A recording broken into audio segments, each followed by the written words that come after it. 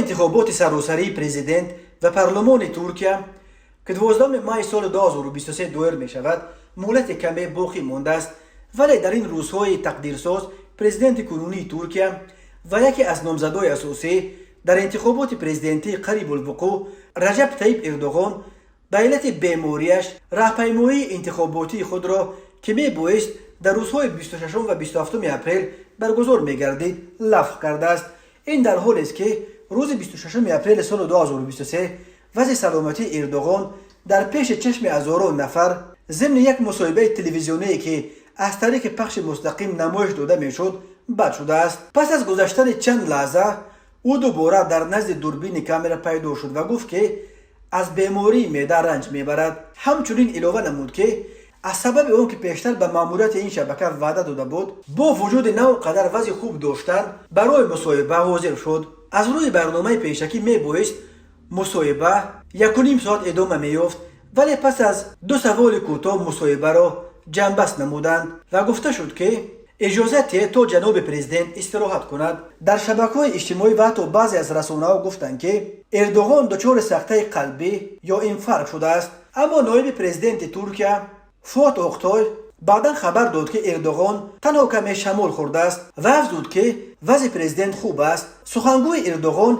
ابراهیم قلین هم نوشت که شکر خدا سلامتی پرزیدنتمان خیلی خوب است. این تضاد دوباره موضوع بحث وضع سلامتی اردوغان را در جامعه ترکیه گرم نمود. مرکز مبارزه به ضد خبرهای بر دروغ دستگاه پرزیدنت ترکیه حتی مجبور شد با یک بیانیه خبرها در مورد از سر گذراندن سکته قلبی اردوغان را رد کند. در همین حال اردوغان در صفحه توییتر خودش نوشت که همه واخوری‌ها و سفرهای داخلی برای روز 26 اپریل با مصلحت طبیبان به تأخیر انداخته شد. بعدا حزب او نیز بیانیه پخش نموده خبر داد که راهپیمایی انتخاباتی که با اشتراک اردوغان میبایست روز 26 و 27 اپریل سال 2023 برگزار میگردید به دلیل بیمار بودن پرزیدنت لغو کرده شد.